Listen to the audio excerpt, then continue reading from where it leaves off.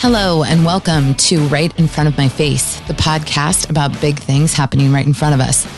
My name is Shannon and I'm your host. I'm really excited and a little bit nervous to be alone in my recording studio. This is the first time I've tried to do anything like this, so please bear with me as I learn what I'm doing. I wanted to start a podcast that each week would highlight a person with a new story to tell. There's so much happening in real life that's outside of Instagram and Twitter. A lot of things that happen that we're not talking about all that much and that don't make our curated feeds. The subject matter is vast. And every 2 weeks, I'd like to share an episode with you about someone who has a life story and experience to share that we all might learn from. The idea is that we create a community and remember together that absolutely everyone has a story. The people we chat with at school drop-off, the person next to us on the treadmill. I want to remember that every single person on the face of the earth has something that they're going through and that they're probably not sharing on Instagram. I would like to share those stories. The stories about real challenges that real people overcome, real victories, and real situations that are difficult. I am very honored and very excited to share this first story with you. Not only because it's something that happened right in front of my face, but also because it's my amazing cousin, Joe. Joe was really brave and agreed to be recorded sharing his story about coming out as a gay man in a conservative town. I hope you learn as much from our conversation as I did. Thank you so much for listening. Thank you for agreeing to have a conversation with me. Always happy to do that with you, Shannon. I am hoping that you can kind of take me through your journey of having a very similar childhood as me, and then experiencing what it was like to come out as a gay man in the time, in the place that we were in at the same time. Conservative Catholic Spokane. Conservative Catholic Spokane. I call it the Catholic Mafia. Because we did grow up the exact same. And in my situation of being super sheltered, really naive, I had no idea what was happening literally right in front of my face until I was, in college, and you came out, and it was, I can't imagine what that experience was like for you. So I would love for you to kind of start at the beginning and talk about growing up in Spokane in the same cul-de-sac as me. Yeah. Well, I mean, I loved it.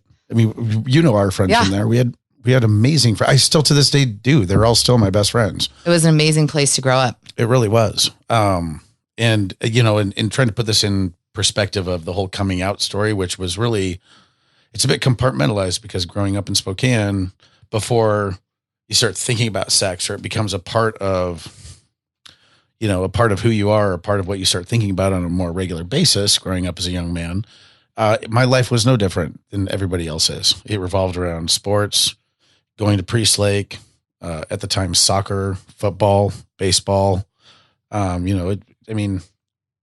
So at any point in your youth, did you think you were different? Did something feel different to you?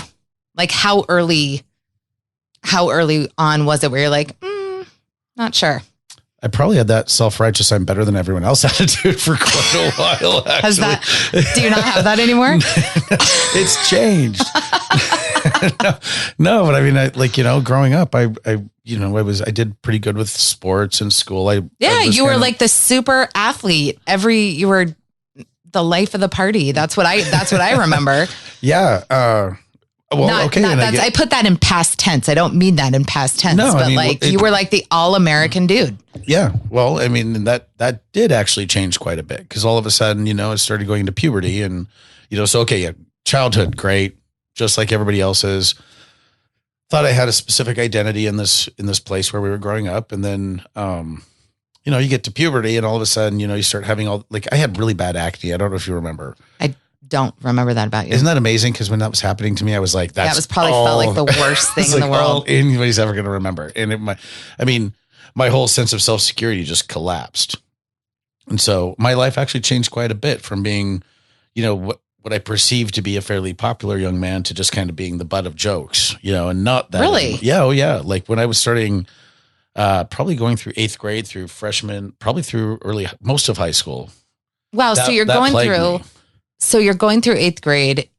I mean, I was younger and clueless, so I probably had no idea that was happening. And we had moved to Portland by that time, actually. So I wasn't even in Spokane. But like that's the time I remember being like, for me, super boy crazy. Like I was very aware of that, like blossoming interest. What was that like for you at that point?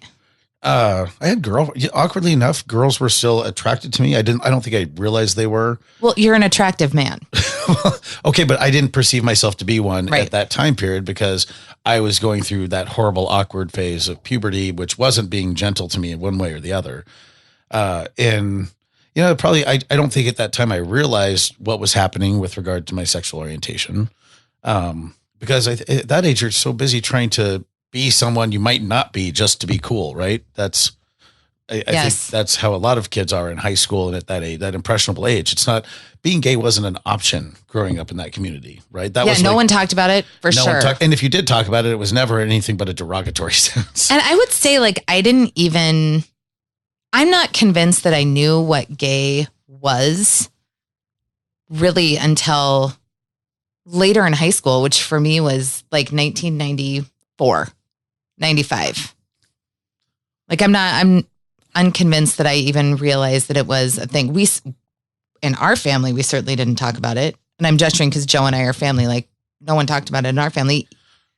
No, the extent of what I remember being talked about, especially in context of Spokane and early high school, was there used to be a gay bar called JS Pumps. And there used to always be a pink siren swirling around. And everybody would drive by and make fun of, that being the gay bar and stuff. And so that's where the gay people went. But the gay people that our perception of who and how many gay people there were around must have been like 20 gay people in all of Spokane. It's kind of what you think and of. And they all go to this one place at this time. And they're all deviant. Yeah, and they're crazy. Like, you don't ever want to go there. And you don't want to be one of those people. Right. It's like the Pink Floyd us and them thing. This is us, that's them, and you don't go there. That's a really good way to put it. The us and them. Yeah, it's the us and them thing. And that wasn't something I could possibly be part of because that just nobody was. Like that wasn't an option. That probably did make it really difficult. And I think we also had our cousin that came out. Yeah. I'm trying to remember. I was really young when he came out. I mean, yeah, I feel like I'm trying to remember. I mean, he was just always. Yeah, but it was always at the beginning. I don't think it was perceived as being okay. No, and no one talked about it. And there was definitely like, whenever it was talked about in reference to our aunt and uncle, there was a great amount of like, oh, they are dealing with so much right now. This is a catastrophe. Yes, there was like no joy. Like, oh my gosh, our son found a partner and we are elated. Yeah, no, it was, oh no. Correct. It was terrible. Which in retrospect seems so selfish. Oh, it's so sad. I mean, especially when you look at it. I mean, how long have they been together? They've been together forever. And 25, 30 years now. Yeah. If you ever spend any time with them, if you haven't, please do it. They are the most lovely people to go spend time with. Robert has our cousin's kidney. Yeah. They were written up in it's like the biggest love story it's the biggest miracle love story of all time. Yeah. But I do remember that was not how our family considered it. No, it was because my dad did sit me down and like, they felt like they had to tell me what happened. It was it was a talk. And I'll never forget because do you remember how our old house used to have like this level down here where the TV area was? They went up the stairs to the kitchen area. Yeah, you had like four levels. But the stairs between the TV area, the lower, like where we'd always watch TV, where the deck would go out, where the hot tub was, that staircase. I remember Dad sat on that staircase and sat me down on that staircase. And I mean, I remember exactly where it was. And that was the talk. That was where we had the talk. And it was less of a talk, more of a, that's disgusting, right, Joe? kind of conversation where it was how old were you when that happened? I don't remember. That's what's bugging me, but I feel like it was probably around between 10 and 13. Wow. So right as you're like, and is there any part of you in that 10 to 13, Joe, that's like, maybe I might be attracted to guys? That's such a difficult question because I don't know. I mean, I in retrospect, yeah. Well, at the time, I wouldn't have thought even for a moment that that's what was going on, because every weird, stupid thing that was happening in your life was going to happen, but end at some point, right? That was just some phase you were going through. And I think I'm asking this from the reference point of what I hear a lot of times is like, well, surely you knew, right? Like, surely this was something that you knew, that you were not straight from a very early age. And I don't think it's that black and white. It wasn't for me. I mean, I do recall, I think, being attracted to some of my friends in a way that I thought was maybe just a passing thing. But, in retrospect, I think there was an attraction there that I wasn't able to recognize as being an attraction. Well, because you didn't even know. It wasn't even like... No, yeah, I mean, at that point, you didn't see it on TV, really. You didn't talk about it. You didn't. So I guess I never really thought about it that way, because I always think in reference to my own experience, right? Where like, I was so nutty boy crazy. And thank God it was before caller ID, because I remember prank calling boys like literally nonstop from ages 10 to 13. So the time that you described, we were like, I don't know. I knew that I was attracted to boys, and I knew that when I met Chuck on the bridge at Mitchell Park and he handed me a rose, that was it. Right. Like, that was it for me. So it was so clear to me. Actually at that age, it felt very clear to me also, because I always had girlfriends, and I was like, kissing, either my girlfriend Jennifer, I had a girlfriend Courtney, and, you'd go behind the bleachers at Joe Albi Stadium and make out, and whoever, I was at least one of the first ones to make out with a girl for the first time. Yeah, I mean, you were cool. You were cool. But in retrospect, I mean, I think I was playing the game because I wanted to fit in.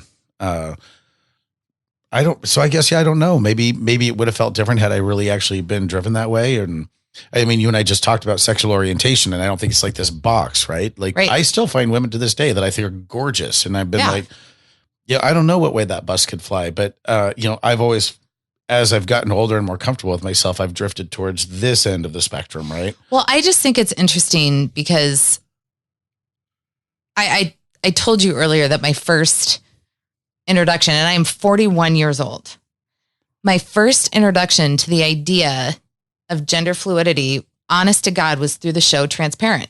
Right. And I watched it 2 years ago, and I could not stop watching it. And Troy was like, why are you watching this show? It is not. And I'm like, no, this is important. Like, something is happening here. Like, I feel like I am getting a degree in women's studies or something, because it really opened my eyes to this whole idea of fluidity that you're describing, that because it's so black and white for me personally, that I never really understood that it wasn't. But would you say, because you're speaking of gender fluidity with basically or sexual fluidity. I speak towards sexual orientation. While I don't have any issues with gender fluidity, I haven't been as personally interested in that movement, because it hasn't been something I've questioned in the same way those people have. And so, if anything, you've just completely sold me on watching that show. Because it really blew my mind. I feel like I need to watch that show now, because I've heard it's great. I haven't motivated myself trip, to talk but it's about really because it's something so new that we're talking about. When I hear you say things like, I do think women are beautiful. Like, I think women are beautiful too. Like, but separating the sexual fluidity or the sexuality fluidity and the gender, it's all very confusing. But I want to get back to you specifically. I like it when we go away from that. But Transparent is a really great show, and everyone should watch it. But so you're going through your middle school, you go into high school, you're, like a normal self-conscious teenager. Well, with really bad acne, and it was just, and all of a sudden I wasn't as confident as I used to be, which affected my athleticism. And so I remember I got cut from the baseball team. I'd never been cut from any sports team ever. So I was a little bit, that was a catastrophe. That's the worst. Yeah, that's like, the worst. I was always like the guy people would pick first to be on the team. And all of a sudden it's like, I just lost a lot of self-confidence. And then, you don't want to look back in retrospect on how your life would have been if this or that. But yeah, I mean, I guess, you get to this point in your life and I look at a lot of other people in my situation from the LGBTQ community that have, you end up feeling kind of robbed of a lot of experiences that you didn't get to have, that everyone else was, going to those dances and actually experimenting with those relationship issues and those sexual issues that, half of us aren't now experiencing till we're in our mid 20s, 30s, where we're just like kids experiencing all these new relationships for the very first time. And so shockingly enough, they don't always go really well and we still act like children, but people think that that's ridiculous. And maybe that's some sign of just how the LGBTQ community is, but they forget that a lot of these people are not experiencing these things till much later in life. They didn't get that educational experience from high school or grade school. They're like, oh my gosh, I've now figured this thing out. I've gotten past caring what people think about it and what they think about me for being this person. And so now I'm going to pursue what I really want. And now I'm going to deal with a whole new barrage of consequences of dating people that aren't the right people for me and dating people for all the wrong reasons and having all kinds of catastrophic things happen in relationships that happened to all my friends when they were in high school. Yeah, I felt behind. I think a lot of people do. I actually did a little bit of research before our conversation. I asked you if I was supposed to do No, and you weren't. I did because I'm the one, like I am trying to learn here. But I did read an article that said after I came out in my late 20s, I had to go through this phase where I was mourning every single version of myself that never happened. And that is exactly what you just described. Yeah. Like she didn't get to go through her like goth emo 15-year-old lesbian phase and her, glam, it's she just never too late, Shannon. asking for a friend. But yeah, I mean, that is exactly what you're describing kind of is like that, those experiences that never happened. Yeah. Well, but I mean, they couldn't have happened where I was at in that time and place. And I think that's unfortunate. So I think part of the coming out experience for me has been making sure that I represent a community that isn't so scary to a lot of people so that it being less scary helps incentivize people to let their kids be who they are earlier and be less afraid of what that could be and what that could mean for their life. Right. But that's a huge burden to carry. And that's something I want to come back to. You do it as a woman, but it's different. It's different. There's a different pressure. I wouldn't say it's not different. I would agree it's different, but it's still a burden. I mean, one way or another, you have social stigmas placed on you that you have to overcome. And it's the same thing. But I don't have to prove that my sexuality should be accepted. Right? Like that's a different, and my choice of partner, I don't have to defend my choice of partner. No, but you do have to maybe defend your role as a female in a workworkplace. I mean, I'm just saying there are lines of analogies. Thank you for that. Thank you for the analogies. Thanks for the shout out. Thanks for the shout out. But let's go back because I do want to hear about, you go to college. So you go through high school, you have girlfriends, you're still Joe. Have you figured it out by the time you go to school? Like you go away. By the time I go to college? Yeah, by the time you go to college. No. No. Nope. Not immediately. No, not the first. I mean, I started becoming more open-minded to people being gay. Okay. Especially when I went to college. Let me pile onto that a little bit. Yeah. The one thing about me in high school was I was never jock enough to be a jock. I was never good enough of a punk rocker to be a punk rocker. And I was never big enough nerd to hang with the nerds. I always kind of sat right in the middle. Like I could hang with all of them. Yeah. But I could never be like one of them. Right. Yeah. So consequently I'm this hodgepodge of all these little things. And that's kind of how it kind of flooded into probably what did actually help is my acceptance of there are a lot of different people and a lot of different ways people are going to live their lives and the ways they're going to turn out. And I just always wanted to make sure I was really open to whatever that was going to be. And that started to incorporate and include sexual orientation and people that were different and that were, quote, less cool. It also became really clear that the people that weren't cool at a young age were going to be the people that you want to know later in life. Right. Yeah. Yeah. That was also becoming very clear at the same time. But my friend and I have a joke, that's actually totally true, but we're like, hey, if you can be the queen of the nerds, you are winning. Exactly. That will be a winning position to be in. Exactly. It's like being called a nerd now is not what it used to be. No. Being called a nerd now is like, that's really a compliment. Yeah, totally. 100%. Okay. So you go to school, you still don't know, you're still exploring. At what point do you're like, oh boy.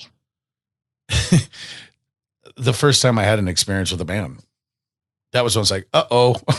Oh boy. Yeah, that was like, I like that a lot more than I really should have. And then it kind of became like all I could think about. Yeah. And so that was when and that was when I thought, well, okay, well, maybe it's a phase. And how old are you when that happens? It was the first year I'd come back from Florence. So I was just becoming a junior in college. You go to Italy. Go to year for year, figure out that it really doesn't matter what everybody thinks about you, no matter and that might be part of it to an extent, because I mean, I went there and I went a year before most people go. So I was already I guess I wasn't too much younger, but I was kind of in that middle area. And, I mean, maturity wise, I was an infant. And I went on a whim. I don't know if you heard how that happened. I was supposed to be at Gonzaga, and I'd gotten roomed with somebody I didn't want to room with, and I didn't know. And I was kind of just in a bad. So you went sophomore year, not junior year. Correct. Okay. Because I was going to take a year off. I wanted to go figure myself out. And I'll never forget. I went to, I think it might've been breakfast with my mom. And I was just like, and they're like, you should try and go to Florence. I was like, that was a great idea, but that's not till next year. And I have to figure out what I'm going to do between now and then. I got a whole year to kill. She's like, well, Mom, I remember Mom was like, well, why don't you just go talk to the Florence admissions board and just find out just go see. And so I just went in there with a, seriously, I don't know if I can swear, but a WTF attitude. Like, I don't really care, which by the way, is apparently the best way to go into any interview, because I really didn't have to care. I was nothing to lose. I don't have nothing. I don't have anything to lose. Exactly. So I went into that interview, and by the time I was done with the interview, they wanted me to go. And so all of a sudden, bam, just like that. So that is young. Yeah, so I got lucky and I got to go with the class ahead of me, which was actually really advantageous because I had more friends in that class from Gonzaga Prep that were in the class ahead of me that were going to be there. Got it. And I'd been hanging out with a lot of the kids that were 1 year older than me anyway when I was in college or freshman. So mostly because of, I don't know if you remember him. I don't. You're naming names. I like it. He'll hopefully hear this. He knows everything crappy Forward about it. Forward the link once it's published. And please put your review on Apple iTunes. You've been named. Anyway, and luckily going to Italy, he spoke Italian. Oh. And so it was really advantageous that I was going to go spend the year and live in Italy. But my point being is that when you go to live in Italy for a year and all of a sudden you're like, oh my gosh, I'm away from everything I know. It is all gone. And I'm in a place where they can't even I can't speak their language because I hadn't learned Italian yet. I just on a whim ended up in Italy. Right. Yeah. And we went on one of our first trips with one of the Jesuits. And of course I detoured, got lost up in the mountains outside of up in Tuscany. For those of you that do not know Joe, this is not a surprise. Yeah. So I decided to just and I ended up having to like hike down into some random town, not anywhere near Florence, and figuring out how to get home. But what I learned from that experience, even though it was very early on, was you can do that even when you don't even, like whatever happens, there is a solution. You'll get there. Just, buck up. Yeah. I studied in Madrid. And so similarly, you get plunked down into this foreign land with, by the way, no Facebook. No Snapchat. This is before social media. No TikToks. And there is such amazing liberation that comes with that. It was terrifying at first, but yeah. Yeah. But I mean, so I guess in a sense, we kind of laugh about me being more willing to experiment with my sexual orientation once I came back, being part of that. It might have been. I mean, it was going to happen no matter what. Right. But I think that gave me the courage to just be like, whatever. Yeah. No one's here to judge. What's going to happen. And I mean, and for me in general, the whole coming out experience was eventually like, I decided I'd made a decision early on that, I wasn't going to tell anybody till, I I'd met somebody that I had to, I was going to have to come out. And of course, I mean, but honestly though, how did it feel to live with that?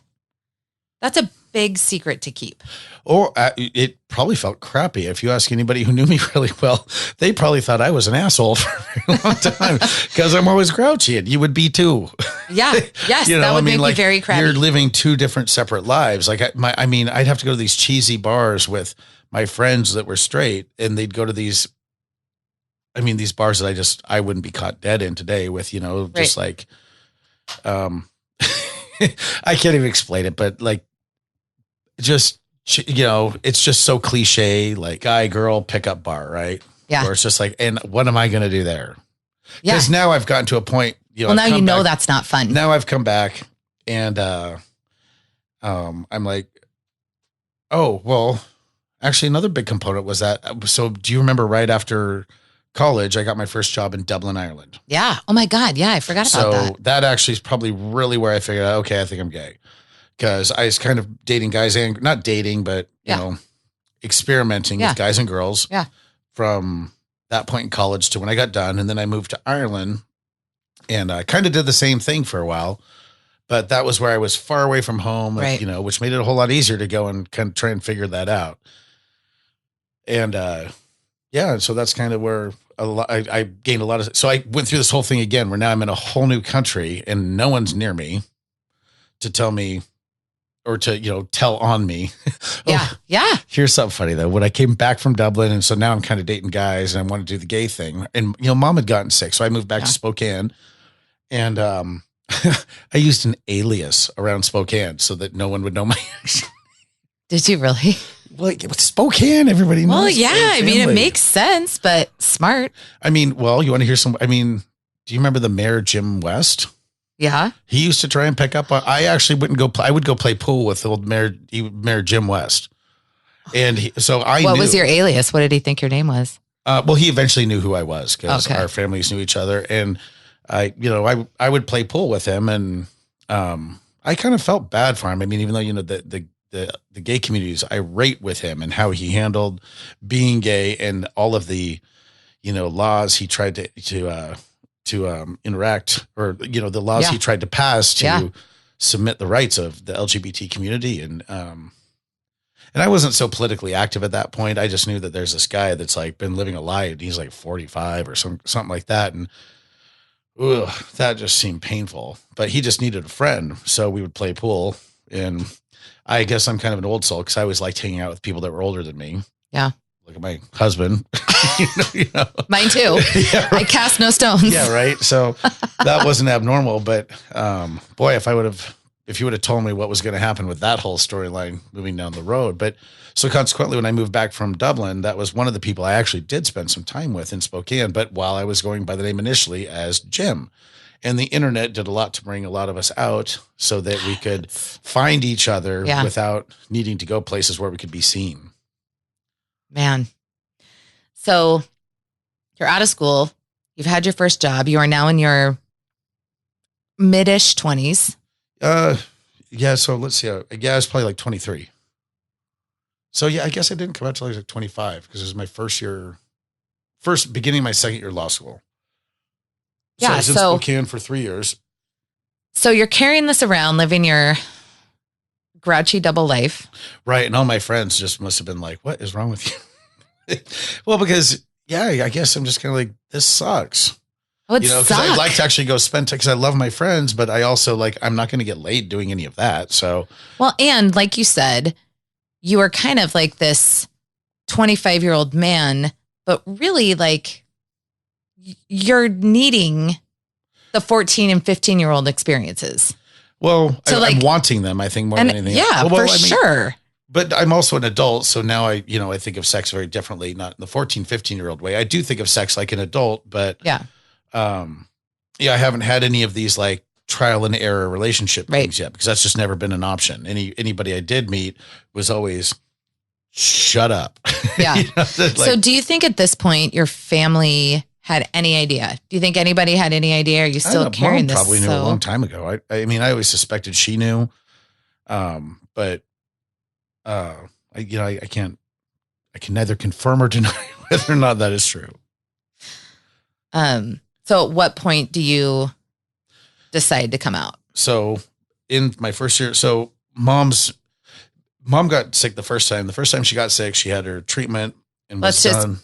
She had breast cancer. Yeah, she had breast cancer. She had her sick treatment. With breast cancer. And I was a freshman in high school, and then it was done, and then she was clean and I don't want to say clean, clear. Yeah. Her medical, she'd been cleared medically. And so when I was living in Dublin, her and father came over to visit me, and that's when she got re-diagnosed because she caught pneumonia. She got hospitalized in Dublin for a week, maybe 2 weeks. They had to stay in Dublin while mom was, and I had no idea what we were dealing with. I just thought she got pneumonia. But this whole time, Dad's like, there's something else wrong. Cause I didn't know that. Sure. And so when I learned that she had cancer again, it was like, I can't be living over here. For sure. And so I started making plans to try and get back to the United States. So I'll get there really quickly. Yeah. So what happened was, tell the story. So when I came back to Spokane, which isn't where I wanted to be because I'm trying to figure all this out, right? And Spokane isn't the environment to try and figure that out. It's not the mecca for sexual exploration is what you're telling me? Not only that, it's also where everybody knows who my family is, right? Spokane's small. Yeah. So they know us. And that's exactly what I don't want to deal with right now. And so I gave it like 2.5 years, and mom's, it was different this time. So it wasn't like, treatment done, healthy, I can move on with my life. Yep. It was like, this is going to take a long time. It was a bigger deal. And so eventually it got to be, I think 3 years. I was like, I need to. Yeah, so I ended up being in Spokane for 3 years before then I'd gotten accepted to law school down in Denver. And I went down to Denver and did the whole law program. And then, I met somebody down there. And then it was the first part of my second year of law school, I think, that I was like, okay, I'm going to have to just come out because, this person's become an important part of my life. I need to introduce them to the family and this. And you want to. Well, remember, jumping back to what I'd always said that I'll come out when I find somebody that I feel I need to introduce my family to. Yeah. So I came out, and I didn't want to do one at a time. I came out to Molly first. Molly came to visit me in Denver. And so I told her, and so have you seen Bohemian Rhapsody when she says to him, and it's not the only movie they say that, but they say to him, your life is going to be so much more difficult now. Yeah. My sister said that exact same thing to me when I first came out. She didn't mean it in a negative way. She was just Molly, patriarch, a consistently worried sister, was just like, this is going to be so hard for you. Like, and so she was like terrified of what this meant for me and how hard it was going to make my life. But it's so interesting because it's not even just that movie. I've seen that and heard that from so many different people. I can contradict for anybody who does listen to this and is dealing with it. It isn't. It's actually been super fun. Yes. Thank you for clarifying that. Being gay is like, I have met, and you can clarify that or confirm this. I have met some of the most amazing people because of the diversity that I get to experience on a daily basis. But I want to come back to this because this is what I was talking about before, like the burden that you carry of, you and Dale, your husband, both being true ambassadors. I love that people say that. But it's true. But I don't think that happens right away. Like, I'm going to let you speak about coming out because obviously I have no. Well, so, okay. I come out to Molly and I have this experience that I now see in all these movies where the first thing said to me is how much more difficult my life is going to be. And it went great. And Molly's always been super supportive, but then I decide I'm not doing this with everyone individually. Like, screw that. I'm like, our whole family's like, when you told Molly, were you like ready to puke? Were you like, I'm done. Thank God I get to tell somebody finally. More probably ready to puke or just have an emotional breakdown because it's like, it's so pent up at this point. Right? Well, it's been so long. Right? And they're all wondering, is Joe going to have a girlfriend? And they've probably got a lot of questions too, which I'm feeling pressure. Sure. And so I come out to Molly and then I kind of tell her, here's what's going to have to happen. So she meets Rob, like my boyfriend at the time, his name was Rob. So I make this plan and we're all at the lake together and I never forget. So I sit them all down and I'm like, I have to tell y'all something. So I tell them, and in the midst of telling them, I'm just like, and now I'm having like an emotional moment, right? Where yes, I would think so. Here's the comic relief in that. Like, I have to use an analogy to tell them, here's what they should do to try and get their heads wrapped around it. Cause Will and Grace was really popular. So I said, just watch Will and Grace. like, just watch that show. And I'm thinking, You can take some things back. That would be one of the things I wouldn't include in my coming out story, but it is exactly what happened. I remember Megan was pregnant at the time. Okay. And, and all of a sudden it's like now already decided she's not having kids. And now it looks like I'm not gonna. And by the way, I'm never saying never like to any of that. But so now that's the situation. And so now Megan's feeling an immense amount of pressure. So she's breaking down. Only. No, Megan's upset because all of a sudden, like, she's gonna she's the only one having kids, and I don't know what's going on in her head, but this is now a thing like she's concerned about, and so it kind of just it spun out to be a good thing. But I'll never forget. But the one thing my dad, you could see, Dad had a lot of pain on his face. Mom looked like she knew what that was coming. Right, your mom, I can imagine, just sat there and was like, "Well, I mean, I think process. Mothers know." Maybe you hear that a lot. I do think it's true. We didn't get enough time after it because Mom died 3 months after I came out. Yeah. But I always think if we did have that time, she would have told me she knew probably for a while. But the one thing Dad did do, and I'll always commend him for it, even though it looked like he was so pained on his face, but he sat there for a minute, collected himself. And the first thing he said to me was that I'm his son and he loves me. But, I think if Mom hadn't been around for those 3 months, that probably would have been a lot harder for him to deal with. But so I got really lucky. But what did you think they were going to say? Well, okay. Versus there's what really happened. What had you built up in your mind? That's exactly what I'm going to get to next, because where I had to get to in my head before I was ever going to tell him was that life is going to be fine if they say, go fuck yourself. Seriously. Sorry if I can't say that, but that's really where my head goes. Whatever you want. I'm not the FCC does not, that doesn't own me. But I had to get myself in my head to where it's like, they could basically say, we don't want to have anything to do with that. And that was going to be okay. And did you really, truly in your heart of hearts think that was a possibility? Because that sounds it seemed less likely. It does sound extreme, but I mean. Well, it sounds extremely unlikely knowing what I know about my family. Correct. Yes. And I don't know how to answer that question because I would never want to say that I really did think that could happen because of, in retrospect, that seems ridiculous. But the other side of that coin is I'm also very aware of how much religion influences people and has an impact on their lives. And I've watched it in the Catholic community. So, I mean, I know that this happens to a lot of people. Yeah. And I wanted to be prepared for, you don't want to go into a situation expecting things are going to be better than they are. So I went into it with the preparation for the worst outcome. Does that make sense? Yes, totally. And it sounds smart too. And I can't imagine what people around you had experienced.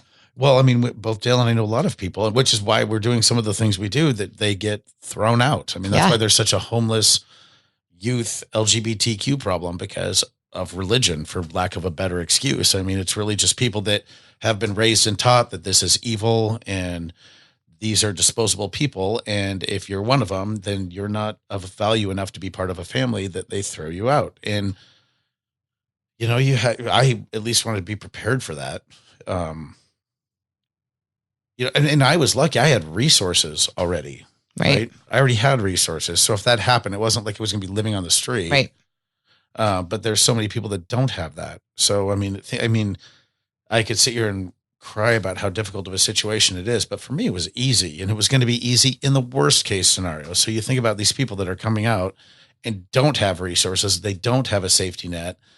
It just adds a lot more importance in, why I'm really emphatic about, information and being informed for people. The whole religious thing really does it's a point with me. The separation of church and state, the Establishment Clause. I'm very, very passionate about that because I'm watching it creep into so many people's lives, and I'm watching so many people get hurt by it. It affects me on a daily basis. I'm sure it does. But so my own personal experience, not to digress into the politics of that, but it was a factor. So I can't say whether or not I really thought that would happen. I was prepared for it to happen. And I was lucky enough to be one of the few people that if it did happen to, I at least had the resources to not have to go sell myself on the street to try and find a place to live. I mean, I hear that story, and for me, I just can't imagine if somebody is listening to this and has either had a child come out or feels like they might have a child come out, how knowing how your family's reaction made a difference in the rest of your story, right? Yeah. That's significant. Well, I've never gotten anything but love and support from my family. I mean, I don't agree with them on a lot of things. I don't think that extends to sexuality, Joe. I think that's family. Okay. So you go through this coming out experience. The wine helps doing this, by the way. Correct. Yes, it does. Enjoying my rosé. So you come out. Take me to the path of meeting your husband. Ooh. Okay. Well, love is a windy road. Yeah. But you can take me on a little tour. Well, because I want to hear about, I want to hear about you because you guys have a beautiful love story. Well, I mean, remember how we talked about how when you're really young, you get to experience a lot of these crazy, stupid things you do and what you mistake for love and what isn't love and what is love and, what's just lust versus all the other things that are going to be what you need to make a relationship work. I went through all that. I mean, I did lots of things I'm not proud of. I think we all do. When it comes to that. I got a laundry list. Yeah, so do I. We can go check all that off. I don't want to go back to that laundry list place. of experiences and things that I'm not proud of, and things that I would have done differently had I been able to. But I got lucky. I guess it led me down this path to when I met Dale. Like Dale wasn't an option for me to date. I'd always thought he was cute, but where our lives were at just meant we were going to be good friends, and so we both stayed best. Like when I met Dale, we were friends immediately. He was actually dating one of my best friends at the time when we met. God, that's right. It was a long time ago. August 12th, 2006 was when I met Dale on the Queen City cruise. And he was kind of on his way out of a relationship and kind of starting to see somebody that I had just become really good friends with. Okay. And, which was also, stay away. And not, just like, because I thought he was really attractive, but it was also like, it was like, don't danger. even try, because they're trying to make that. Yeah, they're trying to make that work. And so we did. So really what that meant was that I just ended up becoming, best friends with Dale. And so we both watched each other go through a lot of trials and tribulations in relationships. That one day just led us to actually becoming more than friends, 4 years later. So I always laughed. Which is awesome. Yeah, it was. I mean, and there's no traditional way that I could say that this all went down. It wasn't like, at the library one day over a book, we decided, it wasn't. There's like all kinds of, there's alcohol involved, bad decision-making involved, and things that led us to realizing that. That's how I met my husband. Yeah, just a lot of books. Right? Well, you want it to be like the Disney story, but it just isn't. It doesn't work that way. And I would encourage people to not expect it to be like that. I mean, sometimes some of the best things happen in your life from making bad decisions. But I feel like that is advice that's just for general people. Well, yeah. I mean, I can't tell you whether the decisions I was making or what led us to that path were the right or wrong decisions, but I don't know. It seems to work out pretty well for us. I mean, so you have been married now how many years? Since September 14th, 2013. So just over 6. That went really fast. Right. Remember your wedding? Honestly, I thought you were going to say oh my God, we just had our 3rd anniversary. Yep. Just had our 6th. That's incredible. And I asked you this earlier, but do you find bigotry? Do you find, is that something you come across in your everyday life with your husband? Everyday life? Not with Dale. I mean, we go to the east side a lot, and I think that I don't know if I want to call it bigotry because it's such I think what you find is a lot of people who don't have, they're not as informed. Right. Which, maybe what leads to bigotry. But I feel like when you say bigotry, you're talking about people that are intentionally trying to be assholes about being a bigot. Yeah, I guess that is kind of what I mean. I mean, because I feel like, we see people all the time that are ignorant or uninformed. I mean, myself being one of them on several occasions, I find myself being like, oh, I don't talk about that in the more appropriate way. I do also kind of weigh that up against this culture of, we live in Seattle where I think PC can run amok too, like we can't take ourselves so seriously all the time. Well, and I ask that because I don't walk around with Troy, my husband, afraid of what somebody's going to say. I don't feel people looking at us weird. I don't, because I am in this super traditional marriage. Have you seen Dale and I? Well, we're pretty fortunate that we don't deal with as much of that and this goes back to something I always talk about. Okay. So let me just do a quick description of these two gentlemen whose muscles break the seams of their t-shirts. Like you are not, that is doing way more. They strain them. They strain the fibers of your t-shirts. You are very fit. No, we're just bigger guys, but we're hefty. You're extremely we're fit. Stocky, thick with some muscle. Yes. But consequently, we probably don't get picked on as much. And so when people, you look a lot of like the gay men or the more effeminate gay men, especially, I always love their stories because those are the guys that were getting beat up in high school. And they're the ones that really dealt with it. I didn't. I was able to hide it, right? And this gets back to the whole mutability of being gay and why people think it could be a choice. And we don't treat it the same way we treat race. But those guys, they couldn't escape it. They didn't have a chance. And the way they survived it and the amount of, the way they've adapted to society, I think is really impressive. And so I'm always really interested to talk and make friends with those people because they didn't have it as easy. So it's really nice for us to walk around and not worry about that because maybe we're physically intimidating, but there are so many beautiful people that I've met that haven't had that opportunity. That's a super interesting point. Well, it's a true point. I mean, you talk about, you think of those kids, maybe you had some in your high school class that were always picked on and they were just like, it was so easy, right? We always so easy. We like to pick on the easy target. And that's when you could say horrible things to people. Yeah. And you think about that. And I wonder if any of these people that maybe were those bullies, and what I kind of think back, was I ever that bully? I like to think not, because remember I said I like to sit in the middle and kind of play all sides, but maybe I did. And I probably didn't stop somebody from doing it. I don't know, but the insults were different back then too. Yeah, I mean, maybe. you were like, there's such, I don't even want to see the words we could say then. Right. Right. Like that's how, and. Well, kids still say them. Yeah. It really upsets me to think that somebody would think it's okay to beat somebody up or treat somebody in a way because they could, because maybe that person was less physically intimidating to them or it was an easy target. And I think people that's human nature, especially when you're a bully. Yeah.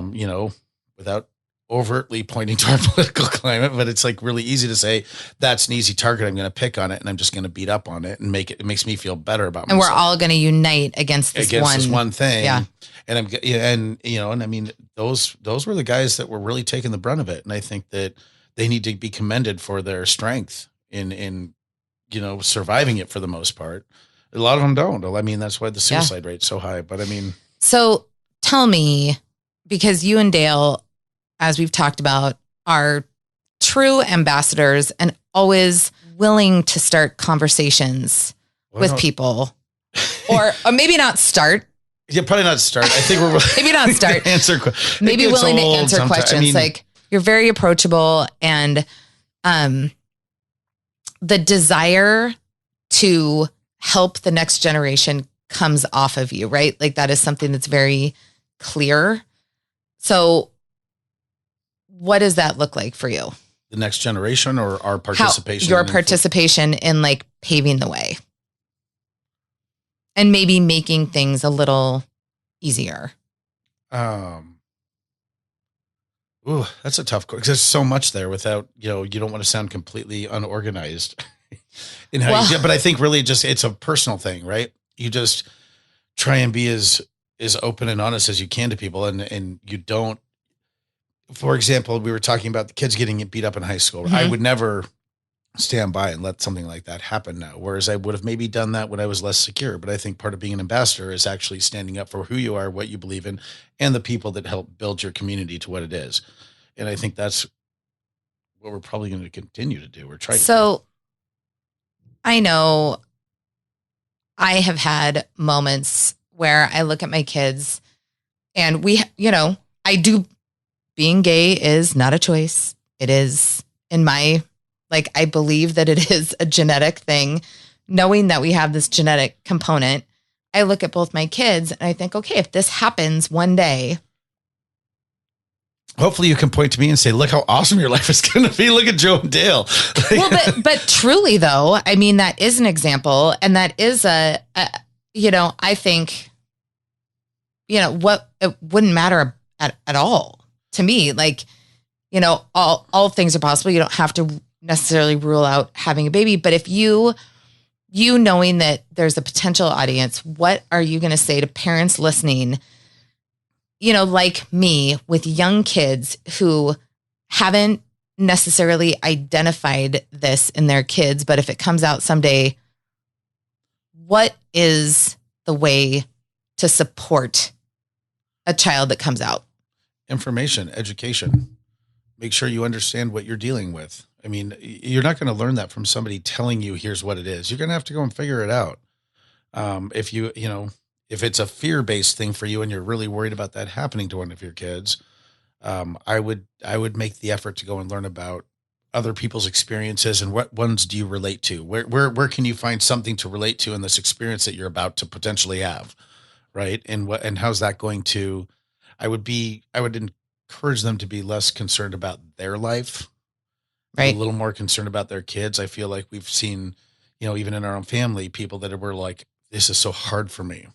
Yeah. It's like, I think you're forgetting about who it's really hard for, not sure it's so hard for you. Yeah. I mean, it's not really this isn't really about you. And, it's really, I don't think you're the one playing pool with the mayor and having to keep a secret life for 7 years. Well, I'm not speaking, that wasn't, at least to my experience. I don't know if that was anything happening around me, but I have seen that where people seem a little more concerned about how this makes them look. And I think that's the wrong approach. I think that, I think we should approach all situations with compassion and empathy where you're trying to understand where that person's coming from. Because I think, especially as a child to your parent, we all want to make our parents happy and proud, right? The last thing a child wants to do is have to disappoint their parents. So that's one of the things that makes coming out so difficult, especially when you have parents that are going to be disappointed by that news. So my encouragement would be for them to try to be a bit empathetic to the situation and educate themselves as to where they can relate to the situation. Can everyone have your phone number as a consultant? No. Joe, you're amazing. Well, thanks for having me. Thank you for coming on and being willing to share your story, and thanks for answering my questions. And I feel like who else is going to hear this? I don't know. Probably not a lot of people at first, but we'll find out. Right. Hopefully you can listen to it and share it far and wide. But I just think this is something that it's really important. And like the name of the podcast is right in front of my face. I grew up with you, and I personally do not remember a time that you just weren't Joe, right? Like your sexuality never really mattered to me. Are we okay? Because you keep saying sexuality. Are we? Because is sexuality the same as sexual orientation? I'm kind of curious. I'm not sure. I don't know. Maybe it's not. Right. Is it? You tell me. I don't know. Because I think of sexual orientation or sexuality. I guess I'd want to Google that. Like, I feel like they might be different. They might be different. Okay, so your orientation. Yeah. Thank you. For sure, sexual orientation. Yes, orientation. I'm just not sure sexuality is the right term. Yeah. No, I think you're right. Your orientation never mattered. Right. Well, you didn't know about it. I didn't know about it. I didn't know about it. But even, after. Yeah. It just was like not I said, a thing. I got really lucky. I had a whole set of family, and I don't think I've had one childhood friend that hasn't. remember how I said I was kind of a dick when I was trying to figure all this out, and I was playing both sides of the fence, and I couldn't tell anybody. When I did come out, just one last point. When I did come out, everybody was like systematically like, you are so much more pleasant to be. I bet. I mean, I literally can't even imagine. So do it for your friends. Come out. They're aching for you to be nice. Save us all. We all just want you to be a happy person. Want you to be happy. That's we all really just want you.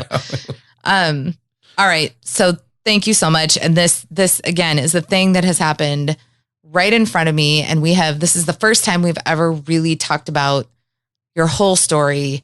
So thank you so much for being willing to share it with me. To do it. And you're loved and you're awesome. You're loved too. Thank you very much for having me. So there you have it. A great story about coming out in a time that wasn't so easy. Thank you, Joe, so much for coming on and sharing your experience. I'd also like to thank my producer, Jason, who's been tremendously supportive going through this process. I'd also like to thank you all for listening and giving Joe and I a platform to talk about something important. What I would love is feedback, please. Like I said, this is my first time podcasting, so I would greatly appreciate story ideas, feedback. I am on all the social media channels. I am at Right in Front of My Face on Instagram. I am at In Front of My Face on Twitter, and you can find me on email, rightinfrontofmyface@gmail.com. I will do my best to respond to any and all inquiries. My website is up, rightinfrontofmyface.net. You can find me there. You can find show notes and episodes. And that's it. This is a wrap up for episode number 1 of Right in Front of My Face. Thank you again for listening, and we'll catch up with you in 2 more weeks when we release episode 2.